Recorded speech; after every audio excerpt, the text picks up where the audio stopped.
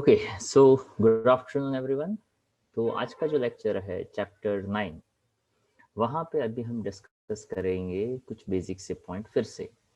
Sign convention में भी हमने देखा कि सेंटर ऑफ कर्वेचर क्या है, रेडियस ऑफ कर्वेचर क्या है, फोकल लेंथ क्या है, एपर्चर क्या होता है, कॉनकेव किसको कहते हैं, कॉन्वेक्स किसको कहते हैं, कहाँ पे ऑब्जेक्ट रखेंगे तो हमें कहाँ पे इमेजेस मिलता है। इन सब का हमने थोड़ा बहुत आइडिया जो है वो लास्ट लेक्चर में लिया था।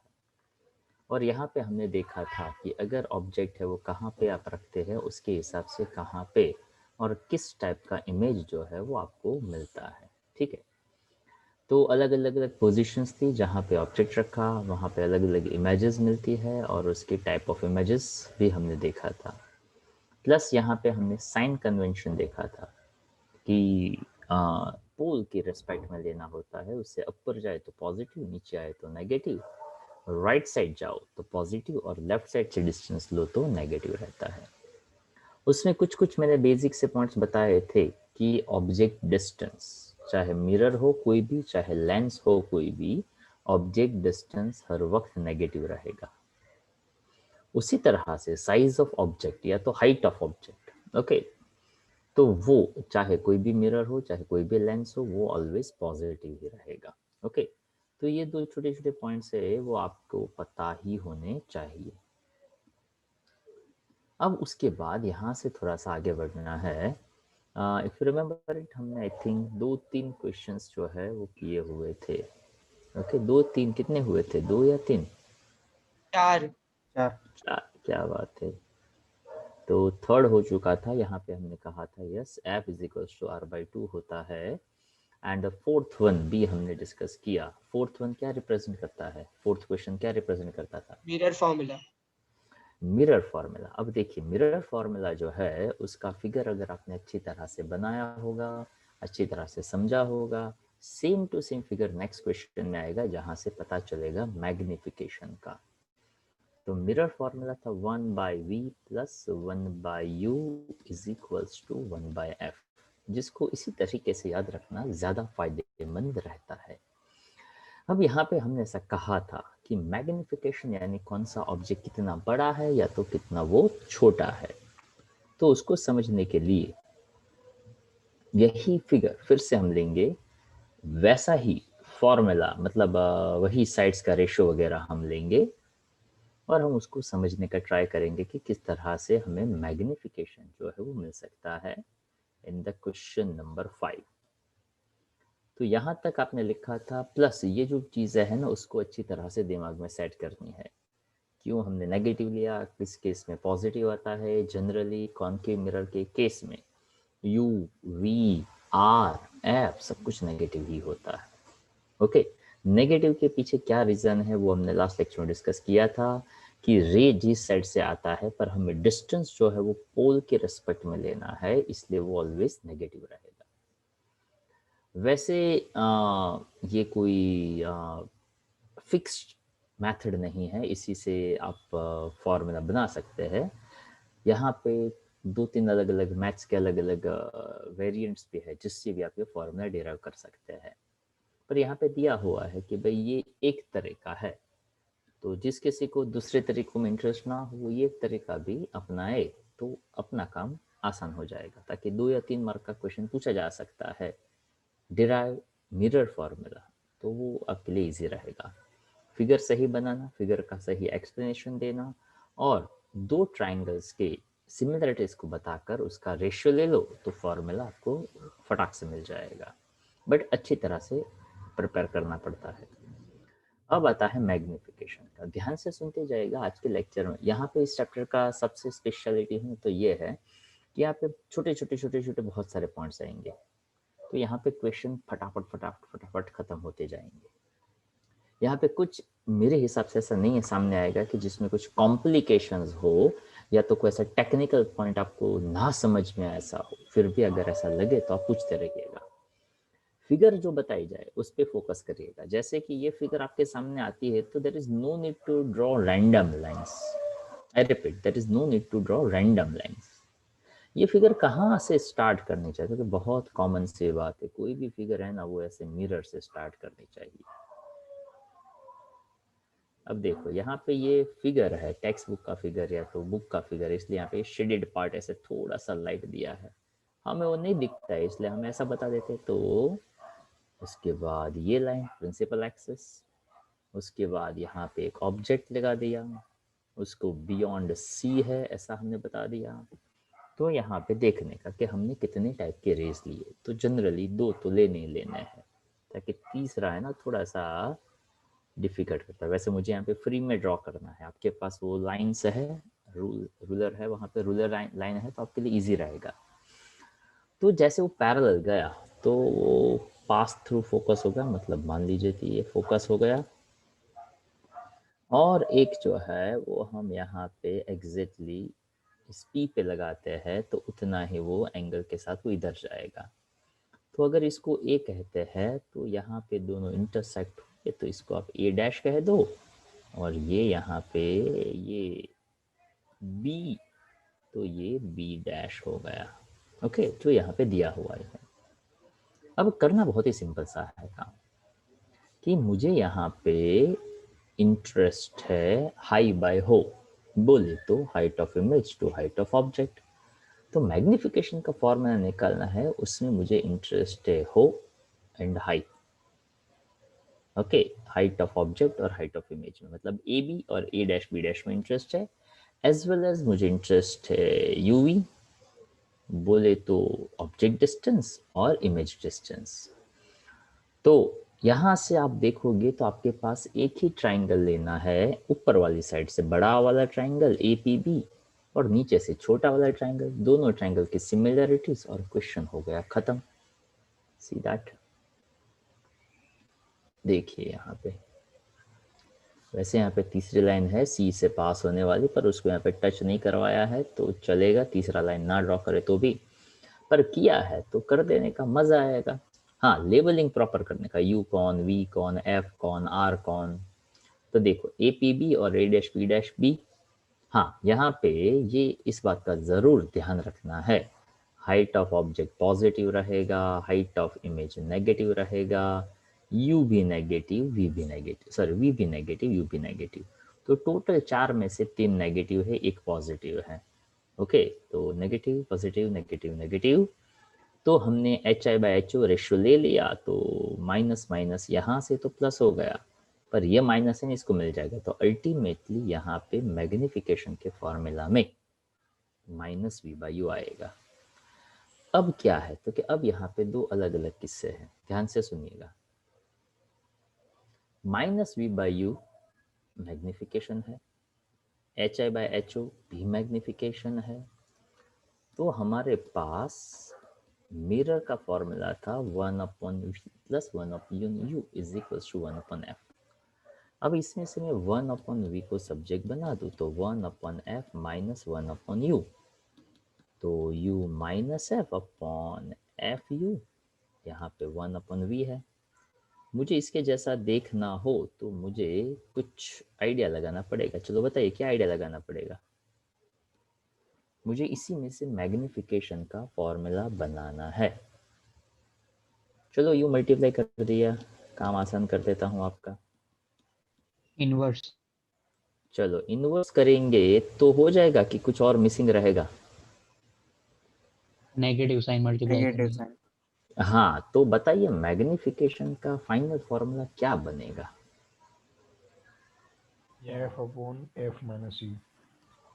चलो वेरी गुड, यहाँ पे मैंने ट्राई किया 1/v को सब्जेक्ट ऑफ इक्वेशन बनाकर, मुझे ये फॉर्मूला मिला।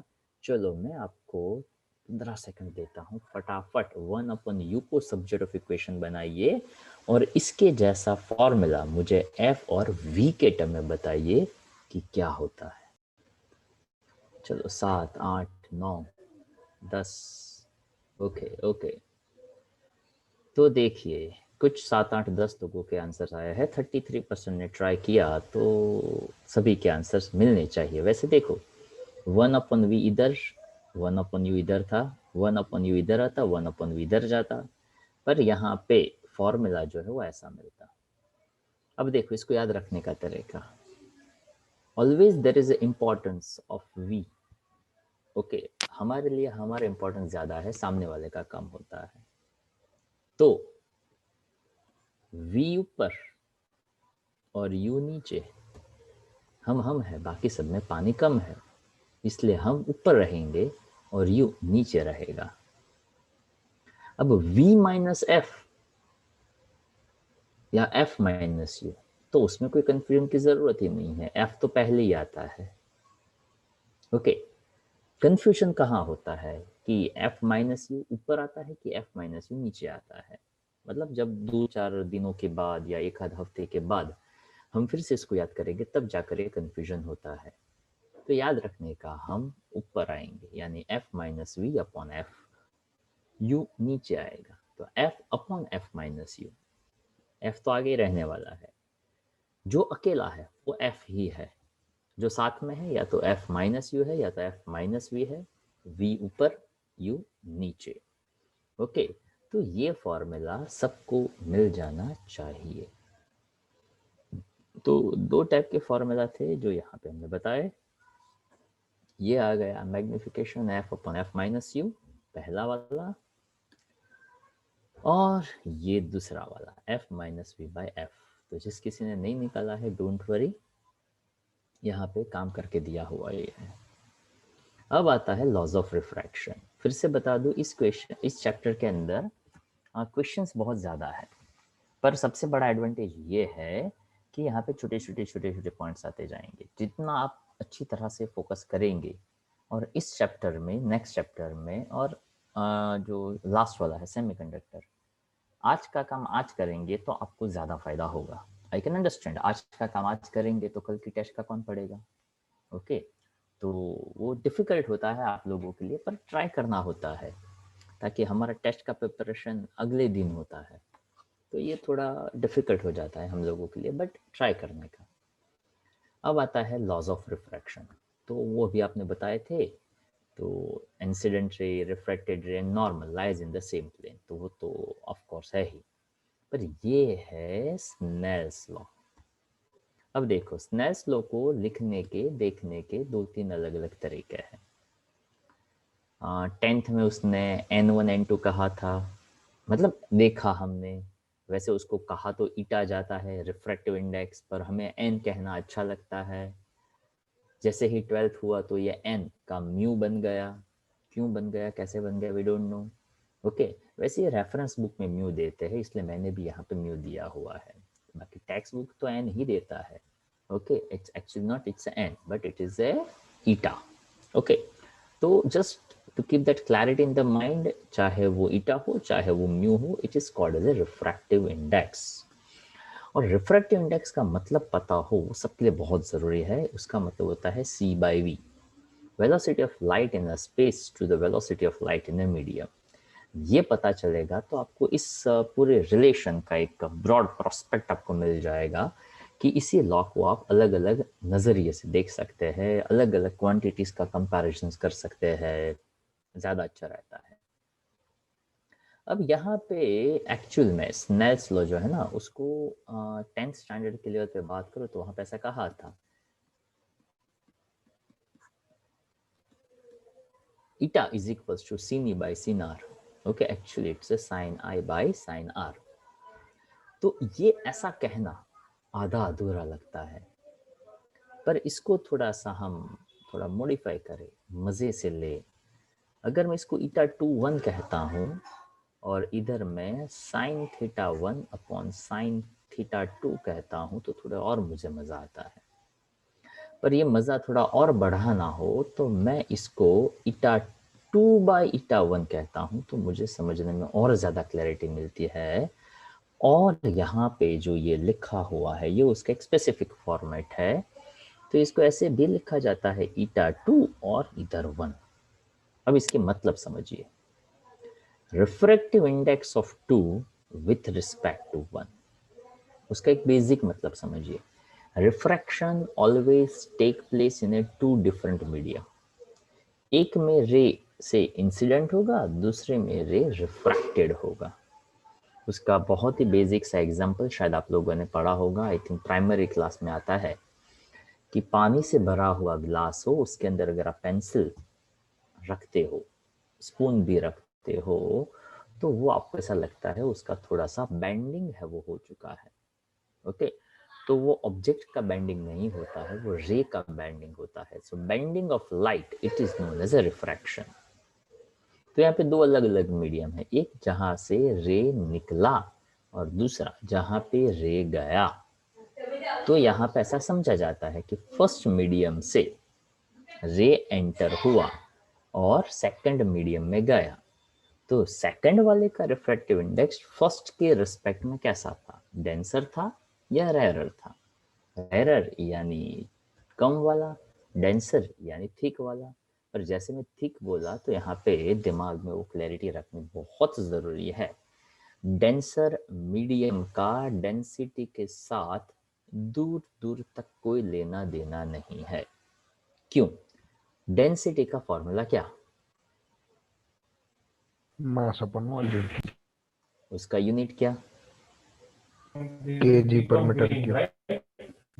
रिफ्रैक्टिव इंडेक्स डेंसर हो तो कुछ और, रेरर हो तो कुछ और, पर रिफ्रैक्टिव इंडेक्स का फॉर्मूला क्या अभी लिखा था? यूनिटलेस।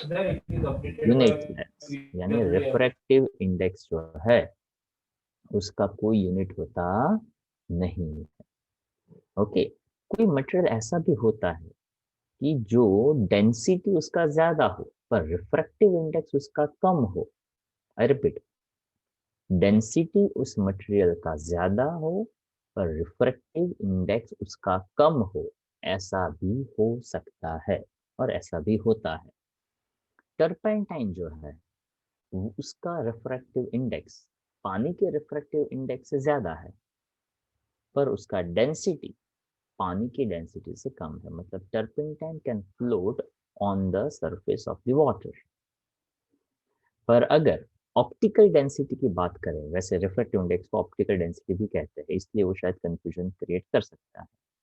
तो ऑप्टिकल डेंसिटी की बात करें तो टर्पेंटाइन का रिफ्रैक्टिव इंडेक्स पानी के रिफ्रैक्टिव इंडेक्स से ज्यादा होता है। तो उन बातों को समझना जरूरी है। इसको क्या बोला जाता है तो कि refractive index of two with respect to one, eta two by eta one, sine theta one by sine theta two, and the best thing is this, n1 sin theta 1 is equals to n2 sin theta 2। n1 कहो, mu1 कहो, eta1 कहो, चलता है, no problem. यहाँ पे ऐसा बताया कि अगर रे रैरर मीडियम से डेंसर मीडियम में जाएगा तो eta1 is less than eta2, then what you can say about the theta1 and theta2? क्या रिलेशन होगा theta1 और theta2 का? दोनों का मल्टीप्लिकेशन इक्वल है। Greater sine theta 1 greater than sine theta 2। Theta one is greater than थीटा2।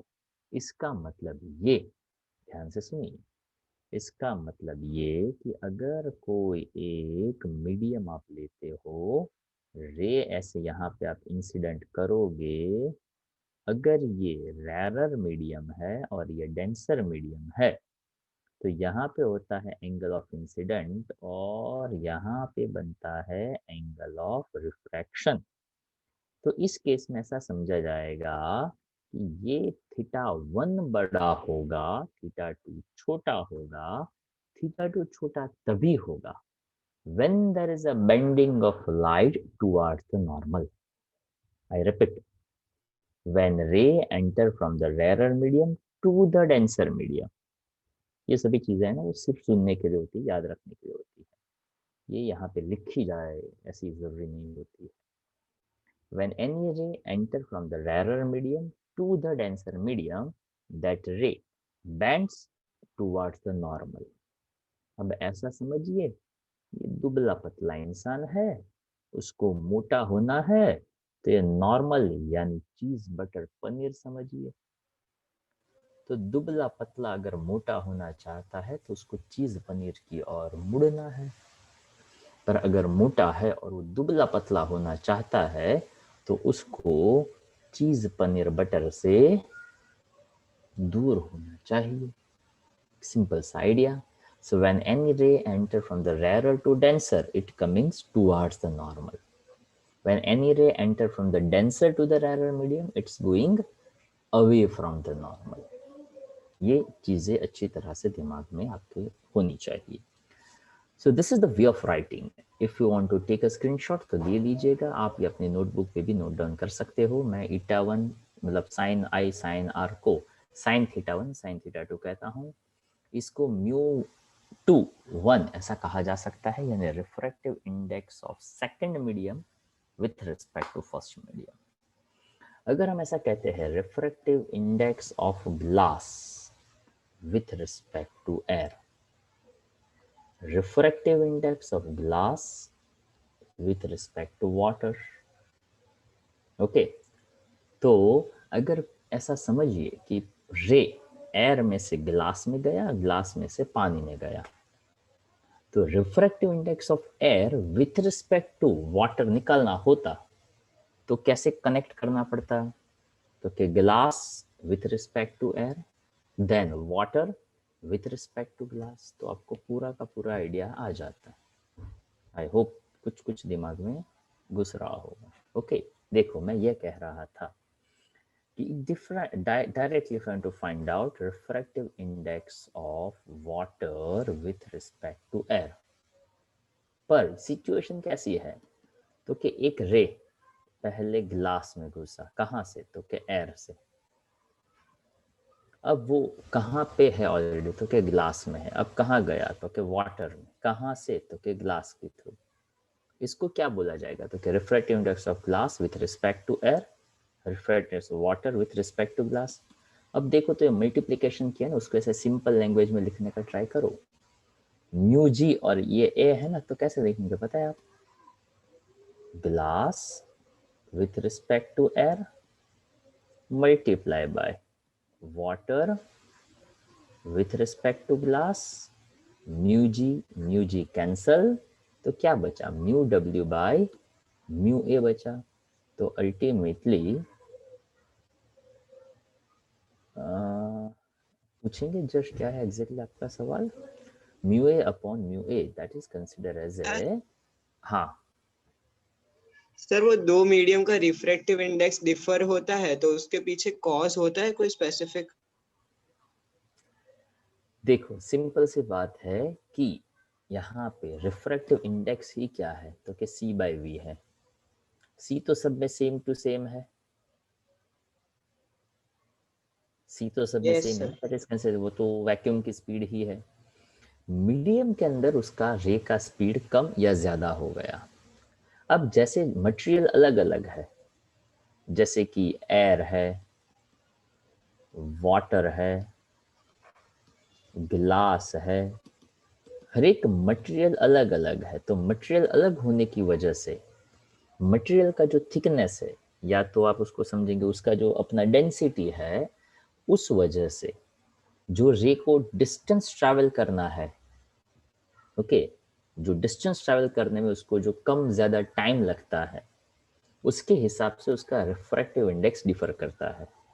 दूसरे तरीके से ऐसा समझ सकते हैं कि अगर मान लो एक रे को आपने गिलास में से पास किया, उसी रे को आपने वाटर में से पास किया, और उसी रे को आपने ऑयल में से पास किया, तो लाइट का रे था, तीनों मीडियम का लेंथ अपने को पता था.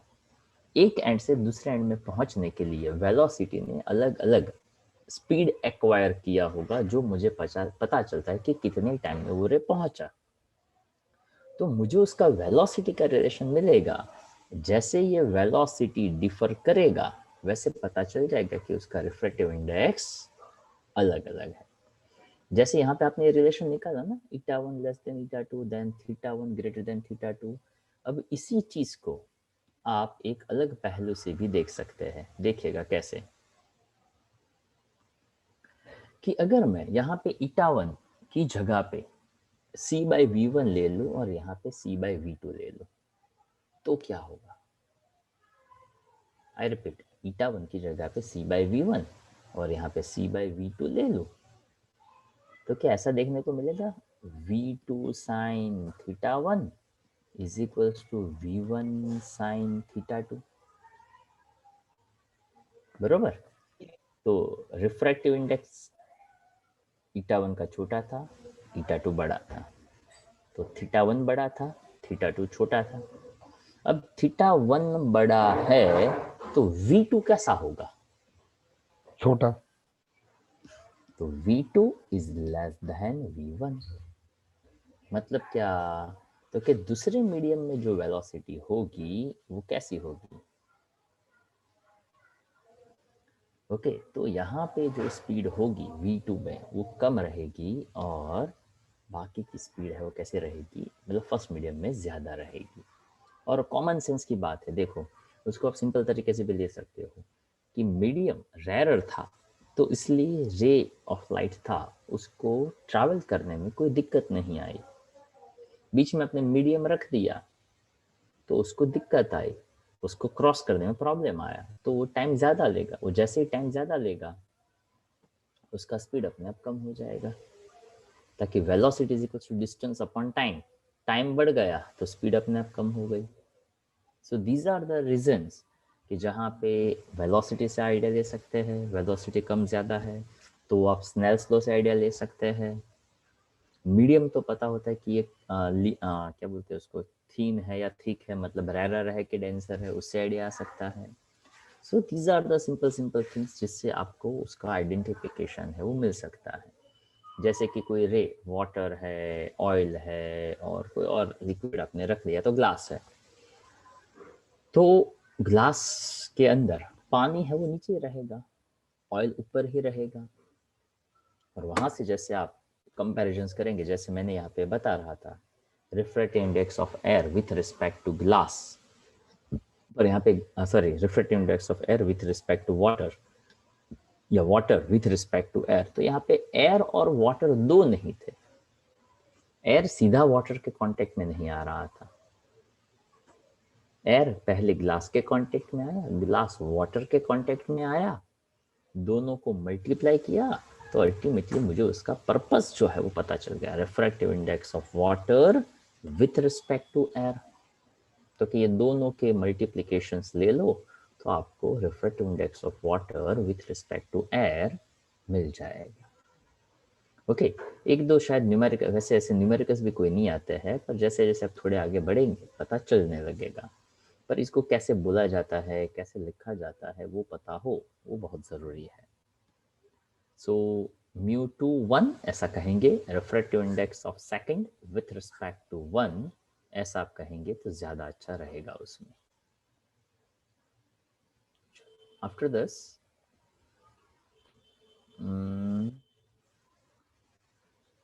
यहाँ पे S लेना है।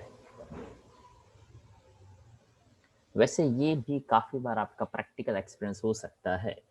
Why is the apparent depth of an object placed in a denser medium less than the real depth? जैसे आप कभी स्विमिंग पूल में गए हो और आपने ऐसा देखा हो कि आपको ऐसा लगता है कि उसका डेप्थ दिख ही रहा है, पर जैसे आप जंप करते हो तो पता चलता है कि जहाँ दिख रहा था वहाँ पे उसका बेस नहीं था।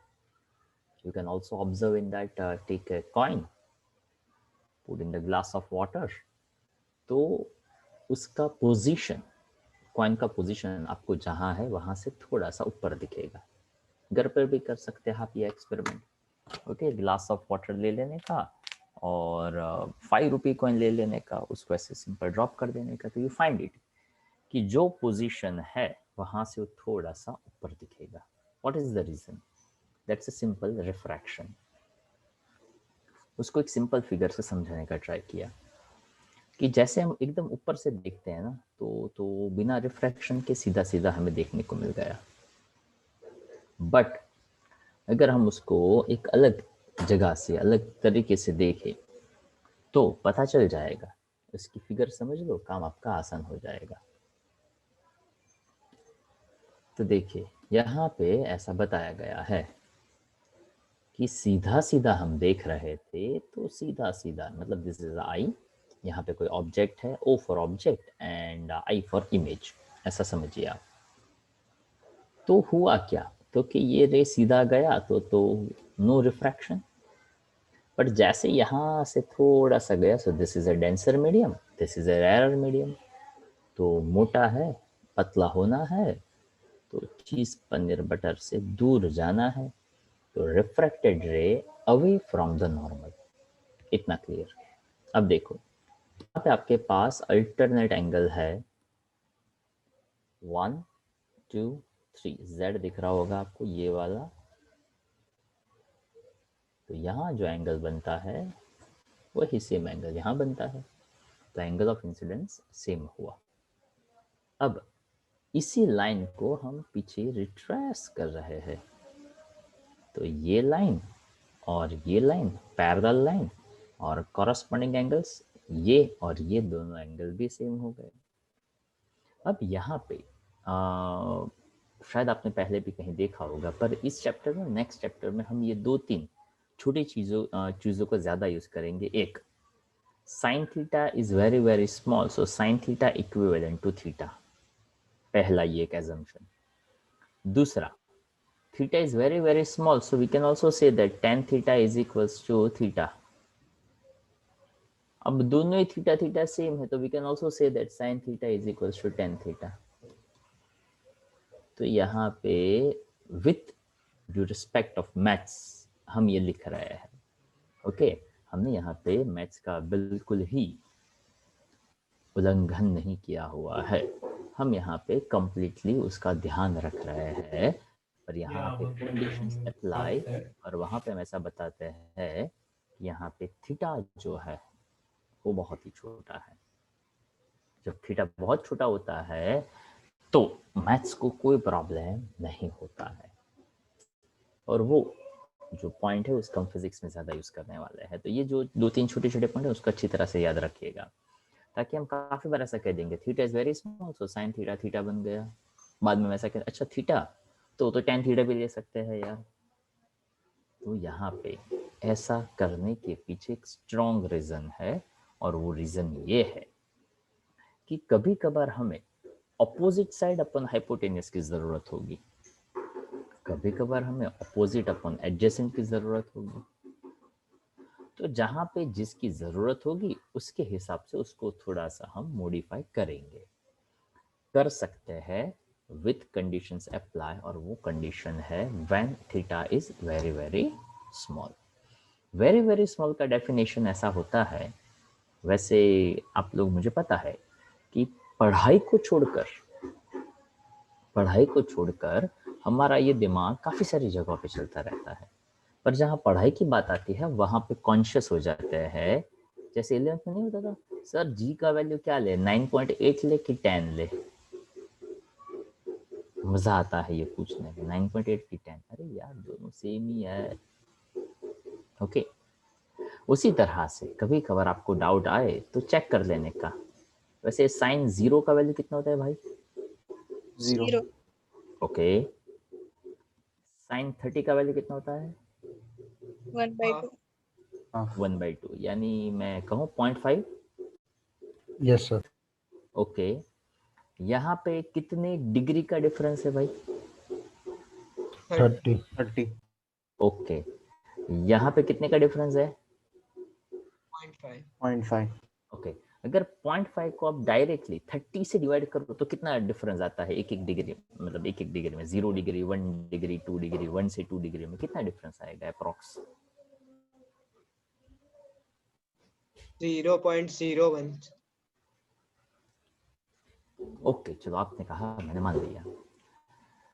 तो कहना तो मैं ये चाहता हूँ कि यहाँ पे अगर देखा जाए तो ये 30 डिफरेंसेस है ना, तो 0.5 यानी 0.1, 0.2, 0.3, 0.4, 0.5, तो 0.1 और 0 और 0.1 के बीच में आई थिंक 6 वैल्यू आ जाएगी, ताकि 0.5 यानी 5 6 30 के हिसाब से मैं कह रहा हूँ। Yes sir. तो 0.1 और 0.2 के बीच में भी कितनी वैल्यू आ गई? 6। तो 0.3 या 0.4 तो हम कहेंगे नहीं यार, तो ऑलमोस्ट सेम ही होता है, तो मैं उसी की तो बात कर रहा हूँ, ओके। तो उसकी इसीलिए आप जब नेचुरल साइन, नेचुरल 10 देखते हैं ना, तो वहाँ पे डेसिमल पॉइंट के बाद 4 डिजिट का एक्यूरेसी लेते हैं, ओके। और वैसे वहाँ पे ये भी कहा जा सकता है वैसे 1 डिग्री को भी आप डिवाइड करते थे, याद है?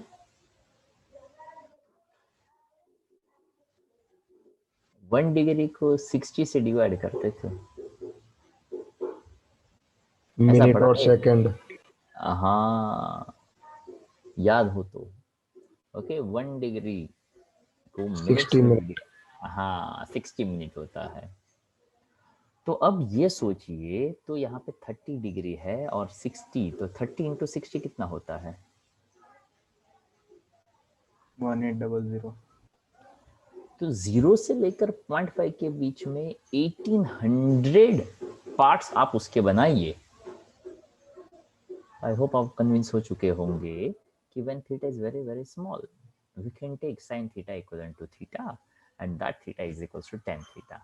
रीजन ये है, अभी यहाँ पे पता चल जाएगा कि देखो यहाँ पे साइन आई और साइन आर की मैं बात करूँ तो साइन होता है opposite upon hypotenuse, same way बड़े वाले ट्रायंगल में अपोजिट अपॉन हाइपोटेनियस। अब यहाँ पे हाइपोटेनियस वैल्यू है ना, उसका मुझे कुछ नहीं पता है, पर ले तो मैं सकता हूँ साइन आई और साइन आर ही ऑपोजिट अपन हाइपोटेनियस। दोनों में ऑपोजिट सेट तो ए बी ही है, हाइपोटेनियस आई बी और ओ बी बनेगा, पर मुझे उसकी जरूरत ही नहीं है। मुझे किसकी जरूरत है? मुझे तो एडजेसेंट की जरूरत है भाई, ताकि एडजेसेंट एपरेंट हाइट और रियल हाइट देता है, रियल डेप्थ देता है, तो मुझे तो उसकी जरूरत है। तो मैं वहां पे एक छोटी सी लाइन लिख दूंगा कि this is very small distance, so I can say that IB and AI is almost, sorry, IB and IA is the same, OB and OA is almost same। तो जहाँ पे IB और OB लिखा होगा वो मेरे लिए AI और AO बन जाएगा और तब जाकर मुझे रिलेशन मिल जाएगा। देखो, ताकि ये क्वेश्चन ना हो दिमाग में, इसलिए इतना सब कुछ मुझे बताना पड़ता है। इस Snell's law sine I by sine R होता है, यहाँ पे साइन एंगल ले लिया है, A B B O A B I B, तो वहाँ पे जो जो वैल्यू रिक्वायर्ड होती है वो कैंसिल हो जाती है। ओके, और आई बी और बी ओ बनता है, पर आई बी एंड बी ओ दोनों के दोनों हाइपोटेनियस है। हमारे पास हाइपोटेनियस का वैल्यू तो नहीं है, तो क्या करेंगे? तो हम एक अच्छी वाली लाइन का यूज करेंगे। As the size of the pupil is small, the ray BC will enter the eye only if B is close to A. Okay, बहुत क्लोज। क्लोज मतलब कितना क्लोज? तो क्या बस हम ये एजम्पशन ले सके उतना क्लोज। तो ये बन गया real depth upon apparent depth का फॉर्मूला। वैसे इसको एक और मज़ेदार नए फॉर्मूला से मैं जनरली स्टूडेंट्स को याद रखने के लिए इंसिस्ट करता हूँ, real depth and apparent depth. वैसे इसमें एक और भी चीज़ आएगी, कहाँ से ऑब्जर्व किया जाता है और कहाँ पे ऑब्जर्व होता है। तो रियल डेप्थ यानी एक्चुअल डेप्थ यानी height of object, apparent depth यानी एच आई, ऐसा भी आप कह सकते हैं। तो जब ये डेप्थ की हम बात करते हैं तो कहाँ पे ऑब्जेक्ट था एक्चुअल में और कहाँ पे एक्चुअल में हमें देखने को मिल रहा है।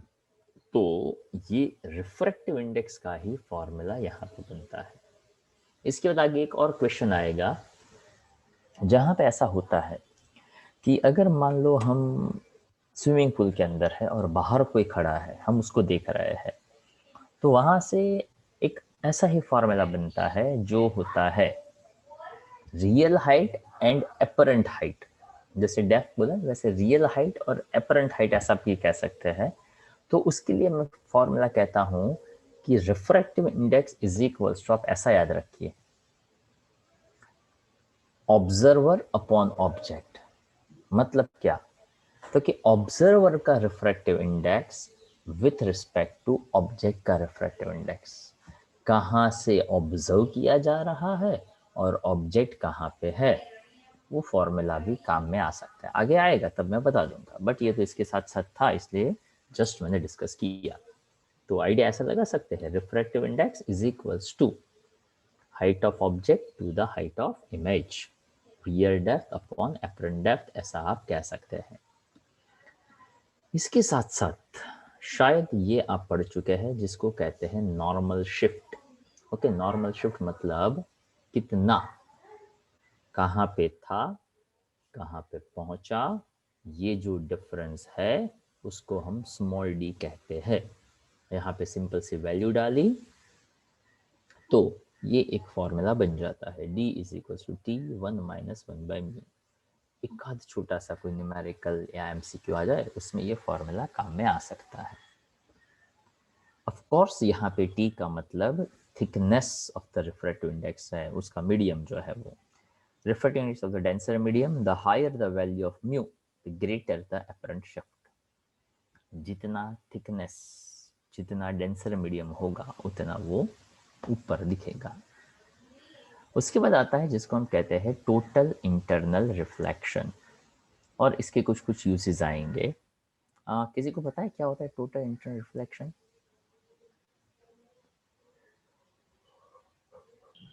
सर वो क्रिटिकल एंगल से ज्यादा अगर एंगल हो इंसिडेंट रे का तो वो अंदर ही वापस रिफ्लेक्ट हो जाएगी रिफ्रैक्शन की जगह, ऐसा कुछ है ना उसमें?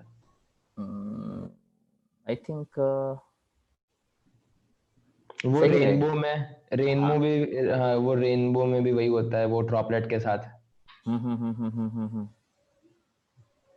तो आई थिंक आप बस उतना याद रख लो जो अभी आपने बताया था वो, कि रिफ्रैक्टिव इंडेक्स जो ईटा है, और अगर हम उसको क्रिटिकल एंगल से थोड़े ज्यादा एंगल पे इंसिडेंट करें तो पूरा का पूरा एक मीडियम से दूसरे मीडियम में रिफ्रैक्टेड होने की बजाय सीधा सीधा उसका रिफ्लेक्शन हो जाएगा, और जहां से इंसिडेंट हुआ वहीं पे रिफ्लेक्शन हो जाए उसको कहते हैं टोटल इंटरनल रिफ्लेक्शन। यहाँ पे उस बात का ध्यान रखना है, वैसे कोई कहेगा कि ये तो रिफ्लेक्शन ही हुआ ना, तो उसी पे तो बात कर रहा है, पर ये total internal reflection denser medium में ही होता है। जब भी रे डेंसर से रेरर मीडियम में जाना चाहेगा तो उसका रिफ्रैक्शन होता है। एंगल ऑफ इंसिडेंस बढ़ाते हैं तो एंगल ऑफ रिफ्रैक्शन भी बढ़ता है। बढ़ते बढ़ते एंगल ऑफ रिफ्रैक्शन इतना बढ़ गया कि सॉरी इंसिडेंट इतना बढ़ गया कि रिफ्रैक्शन बढ़ते बढ़ते बढ़ते पैरेलल टू द सरफेस हो गया, यानी 90 डिग्री हो गया।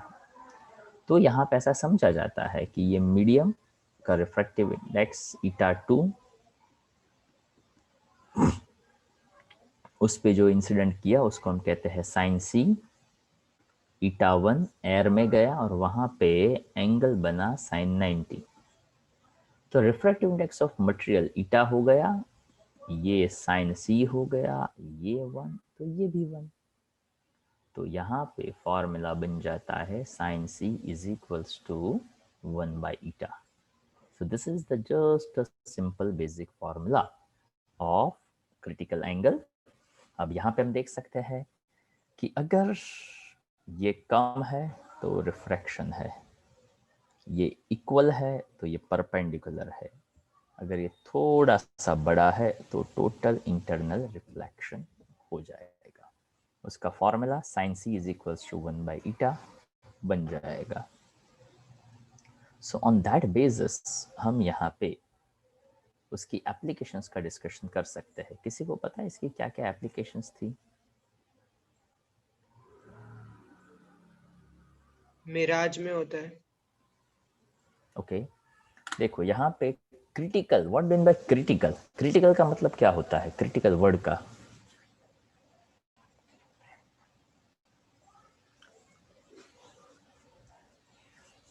Do you know the meaning of critical word? Extreme. Extreme. यहाँ फिगर से देखोगे तो पता चलेगा कि यहाँ पे रिफ्रैक्शन है, रिफ्रैक्शन है, रिफ्रैक्शन। अब यहाँ पे ये जो है पैरेलल हो गया, मतलब इससे ज्यादा तो रिफ्रैक्शन होना ही नहीं है। तो आपने ऐसा कह दिया जब एंगल ऑफ रिफ्रैक्शन 90 डिग्री हो गया, so that is known as a critical incident angle.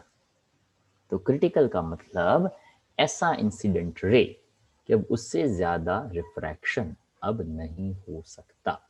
Okay, so this is the meaning of critical angle. देखो तो यहाँ पे ये फॉर्मूला बनाया, mu equal to 1/sin IC कह सकते हो, sin C भी कह सकते हो। μ1 that's first refractive index, that's air, μ2 is equals to mu। यहाँ पे अलग अलग मटेरियल के रिफ्रैक्टिव इंडेक्स और उसके क्रिटिकल एंगल्स बताए हुए हैं कि अगर पानी है 48.75 है, अगर उससे थोड़ा ज़्यादा एंगल पे अगर हम कोई रे इंसिडेंट करेंगे तो वहाँ पे उस रे का टोटल इंटरनल रिफ्लेक्शन हो जाएगा। डायमंड आपने देखा हो तो वहाँ पे डायमंड जो है वो ग्लिटर करता है, ओके, तो वो अच्छी तरह से मज़े से वो एकदम शाइन करे, इसलिए उसको पॉलिश किया जाता है। वैसे पॉलिश करना मतलब होता है उसकी घिसाई होती है। वैसे शायद आपको पता होगा diamond is considered as the hardest object. जिस तरह से नहीं कहते लोहा लोहे को काटता है, उसी तरह से डायमंड को काटने के लिए भी डायमंड का ही यूज़ किया जाता है। ओके, वो बहुत ही सिंपल सी स्किल्ड वर्क कहते हैं वैसे उसको, ओके, पर डायमंड को एक स्पेसिफिक एंगल पे ही कट किया जाता है जिस वजह से वो मैक्सिमम टोटल इंटरनल रिफ्लेक्शन है वो दे सके। तो उसका रिफ्रैक्टिव इंडेक्स बताया है और उसका क्रिटिकल एंगल बताया है कि इससे ज़्यादा एंगल पे जो भी लाइट एंटर होगा वो उसके अंदर ही टोटल इंटरनल रिफ्लेक्शन दे रहेगा और वो बहुत अच्छी तरह से ब्राइटनेस देगा। ये भी उसकी कुछ एप्लीकेशंस है जो पढ़ने के लिए है, पढ़िएगा, पर उसमें जो छोटे छोटे इंपॉर्टेंट पॉइंट्स है जो मुझे लगते हैं वो मैं यहाँ पे बता दूँ। वैसे एग्जाम में पूछे जाते हैं, 1 मार्क में MCQ में पूछे जाते हैं कि ये 45, 90, 45 डिग्री वाले ट्राइंगल्स थे, ओके, उसको क्या कहा जा सकता है? तो इसको टोटली रिफ्लेक्टिंग प्रिज्म ऐसा भी कहा जा सकता है। यहाँ पे रे 90 डिग्री पे डेविएट होता है, यहाँ पे 180 डिग्री पे डेविएट होता है। क्यों? तो क्या आप देखोगे ना तो यहाँ पे AB वर्टिकल था, जैसे लाइट इंसिडेंट हुआ यहाँ से टोटल इंटरनल रिफ्लेक्शन हुआ और ये रेज सीधे बाहर निकले तो ये AB का इमेज आपको A' B' जैसा देखने को मिला। तो ऑब्जेक्ट के रिस्पेक्ट में इमेज 90 डिग्री पे आया।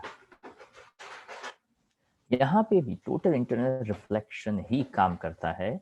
समझने वाली बात क्या, रेयरर से रे डेंसर में गया पर डेंसर से रे रेयरर में बाहर यहाँ पे नहीं आया, उसका सीधा सीधा टोटल इंटरनल रिफ्लेक्शन हुआ। और इस सरफेस पे तो 90 डिग्री था तो विदाउट रिफ्रैक्शन वो सीधा सीधा बाहर आ गया। सेम हियर, यहाँ पे एक बार टोटल इंटरनल रिफ्लेक्शन हुआ, इधर गया, यहाँ जैसे आया इस सरफेस पे दूसरी बार उसका रिफ्लेक्शन हुआ और वो इधर मुड़ गया और इस सरफेस पे वो 90 डिग्री पे आया, इसलिए वो ऐसे बाहर निकला। तो एक्चुअल में A है उसका हमें A' देखने को मिला। तो यहाँ पे ऑब्जेक्ट और इमेज के बीच में 180 डिग्री, पूरा उल्टा, यहाँ पे ऑब्जेक्ट और इमेज के बीच में 90 डिग्री का डिफरेंस जो है वो देखने को मिलता है। तो पढ़ने वाले पॉइंट्स है पर पढ़ने चाहिए ऐसा मुझे लगता है आप लोगों को।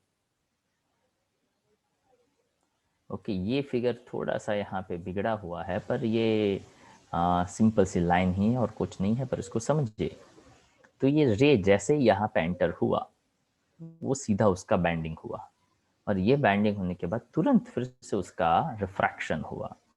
तो यहाँ पे भी AB और A', B' एक दूसरे से ऑपोजिट है, तो वहाँ पे भी 180 डिग्री का डिफरेंस जो है वो देखने को हमें मिल रहा है, ऐसा हम कह सकते हैं। Again and again I mention कि ये सभी के सभी पॉइंट्स पढ़ने के लिए है, तो एटलीस्ट एक बार आपको पढ़ना चाहिए और ज़्यादा अच्छी तरह से समझना हो तो एक बार लिख भी देना चाहिए। चलो, किसी ने देखा है ऑप्टिकल फाइबर, देखा है कहीं पे? Yes sir. कहाँ पे देखा है, कैसा होता है वो? इंटरनेट, मतलब इंटरनेट मतलब मैं नहीं समझा, इंटरनेट में wifi wifi. Cable through use करता हूँ। टीवी केबल में आता है। टीवी केबल में आता है। Yes sir. सर वो इथरनेट केबल होता है ना, वो भी ऐसा ही होता है, जो वाईफाई में से आता है ना इथरनेट केबल, वो भी ऐसा ही होता है। हाँ हाँ हाँ हाँ हाँ हाँ हाँ वाइट कोटिंग वाला। हाँ हाँ, वाइट कोटिंग वाला होता है। और उसका जो एडवांटेज कह सकते हैं या तो मेन पार्ट कह सकते हैं, वहाँ पे आप देखिए कुछ उसकी इमेजेस है, देखिए ये जो है ना, ये आपने घर में देखा होगा, ऐसा हो सकता है कोई कोई जगह पे ऐसे वो गिफ्ट शॉप में आपने देखा हो, ऐसा केबल जैसा होता है जहाँ पे सिर्फ उसके एंड पे ही आपको लाइट देखने को मिलती है। आप यहाँ पे भी देख सकते हो कि देखिए यहाँ पे एक एंड पे लाइट था, बीच में कहीं पे लाइट नहीं देखने को मिलता है, सीधा दूसरे एंड पे ही लाइट देखने को मिलता है। तो यहाँ पे समझाया है कि ऑप्टिकल फाइबर है, उसका मेकिंग किस तरह से होता है। तो यहाँ पे बताया है एक आउटर लेयर है, एक ये कोटिंग है जो बाहर का है, और अंदर का होता है उसको क्लीडिंग कहते हैं, और एकदम अंदर वाले को कोर कहते हैं। तो कोर एंड क्लीडिंग याद ये रखना है कि टोटल इंटरनल रिफ्लेक्शन के लिए बाहर वाले का रिफ्रैक्टिव इंडेक्स कम होना चाहिए। तो कोर का रिफ्रैक्टिव इंडेक्स ज़्यादा रहेगा, और क्लैडिंग ये जो आउटर पार्ट है ना, उसका रिफ्रैक्टिव इंडेक्स कम रहेगा। तो इससे क्या होगा, तो कि जो लाइट कोर के अंदर एंटर हुआ है वो हायर मतलब डेंसर मीडियम से रेरर मीडियम में जाना चाहेगा, पर डेंसर मीडियम से वो रेरर मीडियम में नहीं जा पाएगा। रीज़न ये कि वहाँ पे उसका टोटल इंटरनल रिफ्लेक्शन हो जाएगा।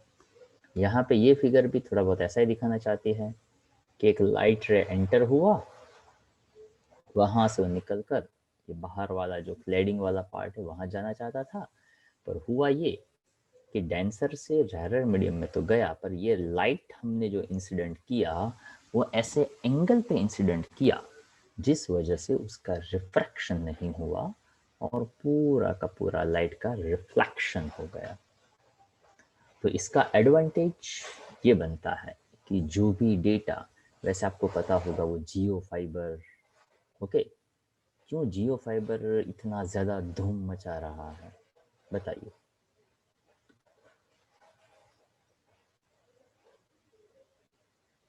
क्या मतलब, क्या उसके एडवांटेजेस क्या लग रहा है आपको? High internet speed. सिंपल सी बात है, ताकि हमारा बेसिक पर्पस यही है कि वैसे हमारे वो हाई की तो कोई डेफिनेशन या तो उसका कोई एंड ही नहीं है। पहले किसी के मोबाइल में कैमरा होता तो वो खुश होता कि वाह मेरे पास कैमरे वाला फ़ोन है।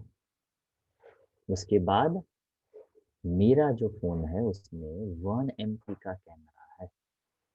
उसके बाद 2, 3, सॉरी 2, 4, 8, 16, 32, ओके 2, 4, 6, 8 पे पहुँचे। मेरे पास फ्रंट कैमरा है मोबाइल में। उसके बाद मेरे मोबाइल के फ्रंट कैमरा में 2 MP का कैमरा है। उसके बाद मेरे मोबाइल में फ्रंट कैमरा जो है वो 8 MP का है। तो वहाँ पे तो ख़त्म होने लगा। उसके बाद अब नया आया, मेरे मोबाइल में 3 कैमरे हैं। उसके बाद मेरे मोबाइल में 4 कैमरे हैं, ओके 64 MP वाले 4। वो कुछ हाइड करेगा, ये जूम करे, मतलब क्या, तो क्या हमारा कोई एंड नहीं है। हाई स्पीड इंटरनेट, तो वैसे तो आपको बता दे, हमारे यहाँ पे जो हाई स्पीड इंटरनेट कहा जाता है वो काफ़ी सारे कंट्रीज़ के लिए बहुत पुअर इंटरनेट कनेक्टिविटी होती है, ओके। तो हम इंसान हैं और हमारे उस जो भी हमारी इच्छा है उसका कोई एंड नहीं होता है। फिर भी हम ऐसा मान के चलते हैं कि जो भी हमने मैसेज एक एंड पे पहुंचा वो तुरंत हमें दूसरे एंड पे मिल जाए, बीच में कोई एनर्जी का लॉस भी ना हो। तो हमें और ज़्यादा और ज़्यादा और ज़्यादा जो है वो अच्छे से अच्छा रिक्वायरमेंट चाहिए और कनेक्टिविटी अच्छा चाहिए। तो उसके लिए जिस केबल का यूज़ होता है उसको कहते हैं ऑप्टिकल फाइबर। इसका एडवांटेज एक और है, ऑप्टिकल फाइबर। देखो आप यहाँ पे एक वायर है ना, वैसे यहाँ पे जो दिखा है ना ये उस और भी छोटा होगा, इसके अंदर देखो कितने सारे वायर है। इसको आप चाहो वैसे बैंड कर सकते हो, जैसे यहाँ पे दिखाया है। इसको आपने बैंड किया ना तो भी कहीं पे कोई लॉस एनर्जी का नहीं होता है। तो एडवांटेज पे ही एडवांटेज है, और ये स्टडी भी काफ़ी होता है, मतलब ये जल्दी टूट जाए वैसा भी नहीं होता है। तो इसके पीछे जो हमारा पर्पस है वो ये है कि एक तो टोटल इंटरनल रिफ्लेक्शन हमें देता है, एज वेल वहाँ एनर्जी का लॉस भी नहीं होता है। कोर और क्लैडिंग होती है तो कोर का refractive index μ1 is greater than μ2, या तो ऐसा कह दो μ2 इज लेस देन μ1। अब कौन बड़ा कौन छोटा उससे ज़्यादा आप ये अच्छा रखिए, core refractive index is greater then cladding refractive index. उससे थोड़ा और भी अच्छा याद रख सकते हैं कि ray enter from the denser to rarer medium and that's why total inter reflection phenomena take place very easily. तो आपका काम हो जाएगा। बाकी यहाँ पे कुछ कुछ न्यूमेरिक डेटा दिए हैं। उसका डायामीटर 10 to 100 माइक्रोमीटर का होगा, उसका रिफ्रैक्टिव इंडेक्स इतना इतना हो सकता है, बफर कोटिंग होगा वगैरह वगैरह। ओके, तो ये सभी इंफॉर्मेशन है, याद रखो तो अच्छी बात है। यहाँ पे एक और एग्जांपल दिया है कि जैसे यहाँ पे मान लो कोई इंफॉर्मेशन है ए, यहाँ पे भी देखने को मिलता है A. Okay, so a bundle of optical fibers is called a light pipe and the single fiber cannot be used to see the complete image of an object। मतलब ऐसे पूरा बंच हो तो ही आपको पूरा उसका इफेक्ट जो है वो अच्छी तरह से देखने को मिल सकता है। सिंगल हो तो इतना इफेक्टिव भी नहीं होता है। चलो, इतना समझने के बाद अब नेक्स्ट क्वेश्चन जो है वो ऐसा है, derive formula for refraction take place from optically rarer to the optically denser medium and the image formed is a real for spherically curved surface। मतलब क्या, तो कि यहाँ पे आपको एक छोटा सा पॉइंट है वो सोचना है कि मिरर से अब लेंस की ओर बढ़ने वाले हैं। तो सोचना ऐसा है, मिरर ऐसा है, हमने यहाँ पे कोई कोटिंग नहीं किया। अगर मैं ऐसा सरफेस ले लूँ तो ये लेंस बन जाएगा। तो यहाँ पे एक मीडियम, यहाँ पे दूसरा मीडियम, यहाँ फिर से तीसरा मीडियम। तो पहले रे एक में से दूसरे को क्रॉस करके आएगा इस मीडियम के अंदर, बाद में फिर से वो यहाँ से क्रॉस करके आएगा इधर। तो ये ऐसी डबल फिनोमेना बनती है, पर ये डबल फिनोमेना हम प्रैक्टिकल में देख नहीं सकते। क्यों? तो कि हमें तो इतना ही दिखता है कि ये ऑब्जेक्ट है, ये मैंने बीच में लेंस लगा लिया और मुझे इमेज देखने को मिल गया।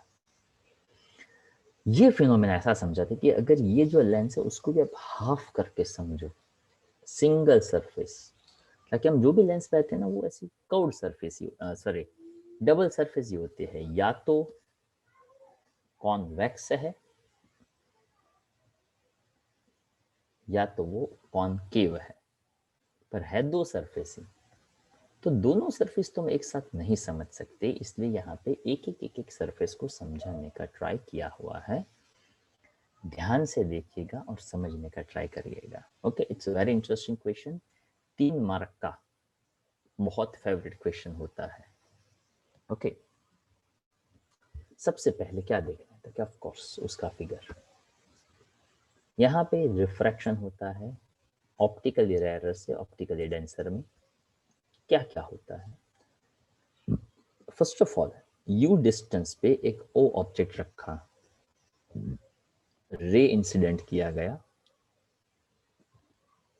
इस सरफेस से ये नॉर्मल बन गया। वैसे हमें पता है सेंटर से लेकर सरफेस वाला डिस्टेंस ले लो तो नॉर्मल परपेंडिकुलर हो जाता है ना टेंजेंट के साथ, तो रेडियस। तो ये लाइन मैं यहाँ पे खींच लूँ तो ये यहाँ पे एंगल ऑफ इंसिडेंस बना, ये रेरर से डेंसर मीडियम में गया, सो ray coming towards the normal, coming towards the normal आया, ये एंगल ऑफ रिफ्रैक्शन बना। प्लस यहाँ पे अल्फा, बीटा और गामा अलग अलग एंगल बताया है। यहाँ से c डिस्टेंस को रेडियस ऑफ कर्वेचर और i वाले डिस्टेंस को v कहा हुआ है, that is the image distance. अब इसी पूरी थ्योरी को अगर मैं एक सिंपल वे में बताना चाहूँ तो सबसे पहले Snell's law, μ1 sin i is equal to μ2 sin r, पर यहाँ एंगल छोटे होने की वजह से अगर मैं μ1 μ2 और i और r लिख दूँ तो भी चल जाएगा। पहला पॉइंट स्नेल्स लॉ का यूज। दूसरा एंगल का रिलेशंस, तो सबसे पहले आपको ओ एन सी में एंगल आई जो है ना वो एक्सटीरियर एंगल दिखना चाहिए अल्फा प्लस बीटा का, और आई सी एन में गामा दिखना चाहिए r plus sorry my mistake,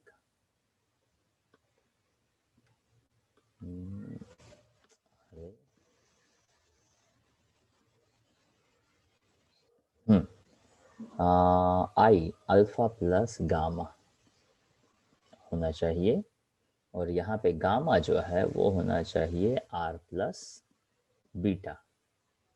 तो ये आर प्लस बीटा में से अगर मैं आर को सब्जेक्ट बना दूँ तो वो हो जाना चाहिए गामा माइनस बीटा। अब अल्फा बीटा और गामा क्या है वो मैं बता दूँ, मेरा काम आसान।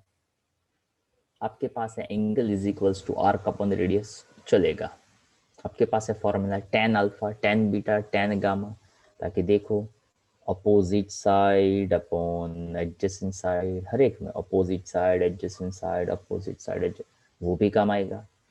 Angle equals to arc upon radius ले लो तो भी काम करेगा, क्यों? तो क्या एपर्चर इसका बहुत छोटा है, तो स्ट्रेट लाइन लो या आर्क वाला पोर्शन लो, कोई फर्क नहीं पड़ेगा। मैं ये पूरे क्वेश्चन को एकदम शॉर्ट में समझाने का ट्राई कर रहा हूँ कि आपको कौन कौन से पॉइंट पे फोकस करना चाहिए। तो अगर मैं यहाँ पे अल्फा को एकदम शॉर्ट में ले लूँ, angle of incidence sorry opposite side upon adjacent side tan alpha, या तो आर्क अपॉन रेडियस, कुछ भी ले लो, तो tan कह दो, उसके बाद कह दो एंगल बहुत छोटा है तो उसको मैं अल्फा कह दूँ, तो देखो तो ये जो है उसको मैं हाइट कह दूँ, और ये जो डिस्टेंस है वो नेगेटिव आ जाएगा ताकि हम इस साइड जाएंगे। कहा था ऑब्जेक्ट डिस्टेंस तो नेगेटिव ही होता है हर वक्त। यही सेम एजम्पशन मैं tan बीटा के लिए ले लूँ तो वो भी बन जाएगा h बीटा बीटा बीटा, यानी वो बन जाएगा v, और tan gamma h gamma gamma यानी r, वो दोनों पॉजिटिव रहेंगे। अब देखो एक चीज एक साथ में दो तीन चीजें करूंगा, जैसे कि i की वैल्यू भी डालता जाऊंगा। चलो ऐसे करते हैं, पहले i की वैल्यू डाल देते हैं, तो μ1 अल्फा प्लस μ1 गामा, r का value μ2 gamma minus μ2 beta, alpha beta एक साथ, गामा गामा एक साथ, μ1 अल्फा प्लस μ2 बीटा, ये इधर चला जाएगा माइनस हो जाएगा, गामा कॉमन ले लो तो μ2 माइनस μ1 बन जाएगा। अब देखो आपके पास अल्फा है बीटा है और गामा है, तीनों की वैल्यू है, जो सिंपली वैल्यूज प्लेस करने के हर एक का H H H H cancel हो जाएगा, तो आपको आपका फाइनल फॉर्मूला मिल जाएगा। क्या होगा वो फाइनल फॉर्मूला? तो क्या अल्फा में कौन है? माइनस यू, तो वो बन जाएगा minus μ1 by u plus μ2 by v, ताकि बीटा में भी है और इसमें है आर, वो बन जाएगा μ2 माइनस μ1 बाई आर। बस इतना पता चलना चाहिए। स्नेल्स लॉ, फिगर के हिसाब से दो एक्सटीरियर एंगल्स और अल्फा बीटा और गामा की वैल्यूज। जस्ट एक स्क्रीनशॉट, इसका एक स्क्रीनशॉट ले लो, ताकि जैसे भी आप आगे देखेंगे तो ये जो शॉर्ट जो पॉइंट्स है वो आपको शायद काम में आ सकते हैं पूरे क्वेश्चन को लर्न करने के लिए।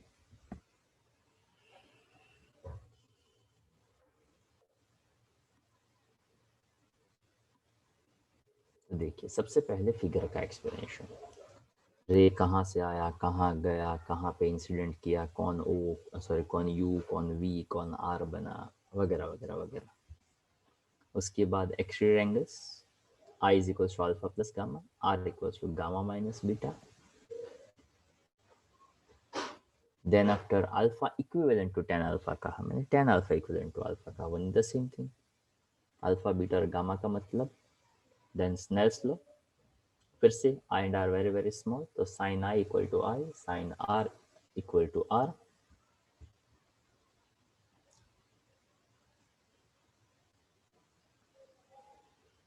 बस वैल्यूज डाल दिया, ये वैल्यू लिख दिया, ओपी, पीसी, पीसी, पीआई क्या क्या है, क्योंकि तो वो तो ऊपर उसने बताया है, मैंने डायरेक्टली आपको बताया था शॉर्ट में, तो आ गया हमारा फॉर्मूला। पॉजिटिव अच्छा लिखता है अपने को आगे लिखने में, और अगर उसकी वैल्यू 1 और म्यू हम ले लेते हैं तो ये एक फॉर्मेट भी बन जाता है, बट जनरली हमें आगे के फॉर्मूला के लिए ये फॉर्मेट ज़्यादा हेल्पफुल रहता है। सो आई सजेस्ट कि आपका होमवर्क जो है उसमें पार्ट 1 से क्वेश्चन नंबर 1 2 3 4, और अब यहाँ 1 2 3 4 तो दिया था, तो 5 to 11, ओके, और 5 to 11 जो है वो आपको लिखने हैं 1 टाइम, ओके, बट 11 आप 2 बार लिखेंगे। तो 5 to 11 मतलब ये सभी के सभी क्वेश्चंस एक बार, पर 11th वाला जो है वो 2 बार लिखेंगे, तो आपको ज़्यादा बेनिफिट होगा। इसकी सॉफ्ट कॉपी जो है वो आज मैं भेज दूंगा। तो आज का लेक्चर हम यहाँ तक रखते हैं, ठीक है एवरीवन।